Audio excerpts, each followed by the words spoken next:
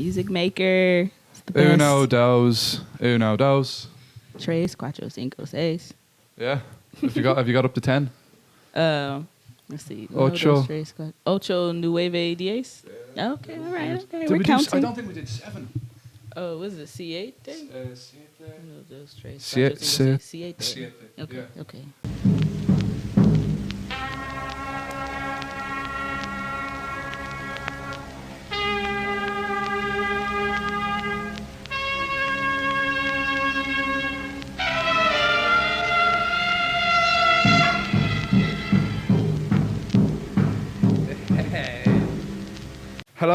Hello. Hi. Guys, we're back once again. Another Drums with Oisín, and this time with the irrepressible Venzella Joy, drummer for Beyonce. Hey guys. Incredible. How you guys doing? Welcome. It's wonderful to have you here. Oh, I'm so glad to be here. Hi. You're in the middle of a world tour right now, am I right to say? Yes, sir. You're how far along exactly in this world tour? Let's see. So we did the U.S. first. Did a set of dates there. So this is the first European leg. So we're, I'll say, about 3/4 of the way. 3/4 of the way, and it's something that goes. It's 4 or 5 months, isn't it? That you're on tour. Just about, yeah. That's incredible. Man, it's been a cool journey, but I've really been waiting to get to Dublin. So Yeah, I'm so yeah. happy to be here. It's a top place. It really is. It's a top place, in fairness. Venzella, you started playing drums. What sort of age? I was 10 years old when I started playing drums. Okay. And was it just something that you fell into, or was it kind of like, oh, pick an instrument and this is the one for you, or how did it come about for you exactly? I just always really liked drums. I grew up in a Pentecostal church, which is very charismatic, very heavy in music. And I would just always find myself just, trying to sit near the drums, on the side of the church where the drummer was. And I was just always watching him. And at age 10, I did decide to join the elementary school band, and it was like a pick an instrument type thing. And my first thing was like drums. Yeah. So I did that, and then my dad bought me a drum set, and then I started playing in church too. So I kind of developed like the theory of it in school, and then the feel of it, playing in a charismatic church. So it was kind of cool. Sure. Yeah. That's amazing. So that would have been your first experience of playing with a group? I would say so. You would say so. Yeah. Now, I know something. You and your sister played together when you were younger. Yeah. You were the Williams sisters. Am I right in saying that? Wow. You have done some great research. I had a little read of a few things. Oh my goodness. No one has ever asked me about the Williams sisters in Really? an interview. So that is epic. Like, So exclusive MMTV you stuff heard it here right first. here. Yeah, there you go. So that would have been your first experience anyway, you and your sister kind of playing together, and then obviously in church and so on like that. Yeah, my sister is a killer bass player. Really, Incredible bass player. Like, she's done some of her own stuff too, like played with Nelly and T.I., like Wow. some bigger artists in the States, but she's incredible. Yeah. That's ideal as well that she's a bassist. Yeah. So you've totally got the rhythm section thing going on at home. Rhythm section on lock. Yeah, that's amazing. That's absolutely amazing. So tell us, if you would, how you got the Beyonce gig. Yeah, man. It's something that I've always wanted to do. So once it actually happened, mind was just blown. But I did an audition for Puff Daddy.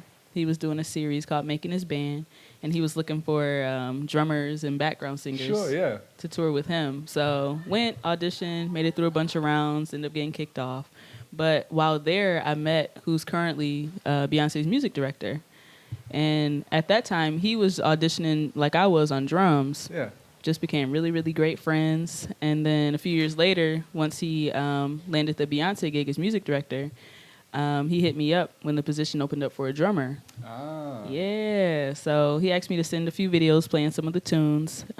He reached out to some other girl drummers as well. But after he reviewed the videos, management, the artist, I guess, they were cool enough.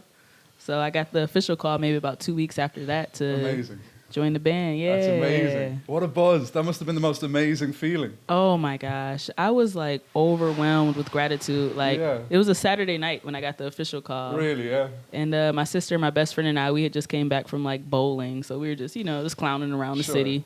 And he called, and I was like, man, like, this could be a good call or this could be a bad call. I'm looking at the phone like, hello, like, But he was like, is this something that you really want to do? And I was like, what? Like, heck yeah. Like, So him and I talked for maybe about 2 hours, and he just kind of, prepping me mentally for the road. This is what it's going to kind of be like. It's a big responsibility, blah, blah, blah. So we had that combo, and I, like, legit did not go to sleep that night. Like, I was wired. Like, I just couldn't believe it. I was just overwhelmed, like, excited.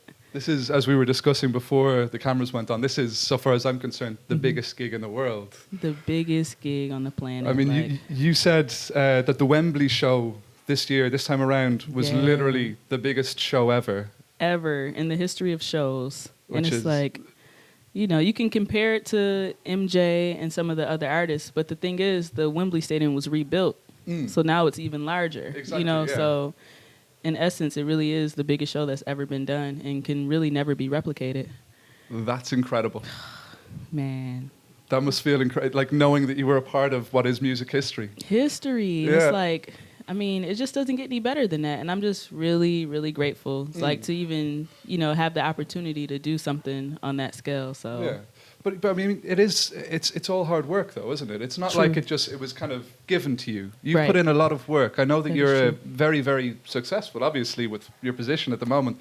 Thank But you. you're enthusiastic. You network a lot, don't you? I You do. kind of you build, as I've read before, you build good relationships. Yes, That's hugely yes. important to you, isn't it? That is important. Mm. Like, and it's, to me, in the industry, the music industry, is easy to get caught up in, trying to network or looking at people as a means to an end. Like, Sure. let me go make friends with JP so maybe I can, hang out at the store or do a clinic. Yeah. But it's like, Well, that's how I got the job anyway. But instead, it's like, if you build genuine relationships, like even outside of music, would you and this person still be friends? Like you're not trying to meet them necessarily to reach a goal, but you've just genuinely connected. Like, hey, let's go shoot pool sometimes, or let's go bowling. And if you establish those type of relationships, I think you'll be good. Just good intentions. Good That's energy. it. Meaningful, isn't it? Meaningful, yeah. That's what it's about, I believe, as well. Let's talk about drums. So, Okay. who would have been your kind of early influences, I suppose? Who would you have been listening to as a kid coming up? As a youth, I listened to a lot of gospel music. I listened to a lot of Hezekiah Walker. So I was listening to Jeff Leslie, New York bass drummer. Sure. Incredible. A lot of Kirk Franklin. So I was listening to Terry Baker.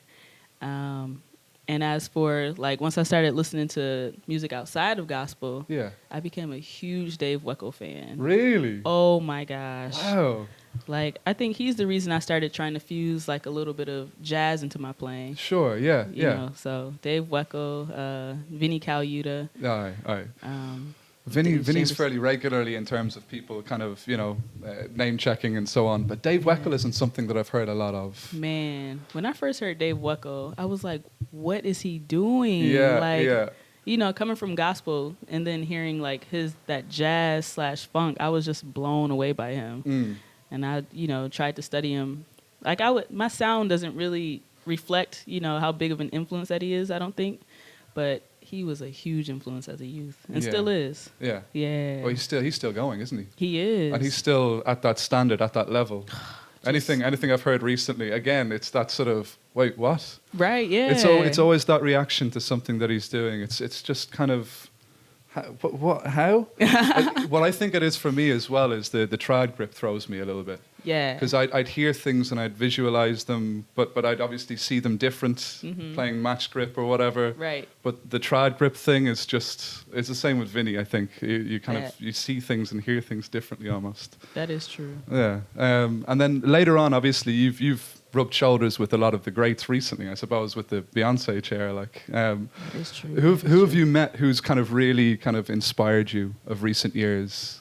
Of recent years, one of my biggest inspirations that I met and can kind of call a friend is Aaron Spears. Oh, wow. Oh, my gosh. When I first met Aaron Spears, like, I think I nearly cried. Like, Really? I had to, like, keep it together. Like, okay, put on the cool face, put on the cool swag. But Aaron Spears, to me, he's transformed modern drumming. Really? Okay. Before Aaron Spears, there were still chops and rolls and things, but it's like once you heard it on that big of a platform, like on the Usher gig, and you heard like his placement of the chops and, just how tasteful he is, to me it kind of transformed drumming, and you can hear the influence in like the younger generation of drummers.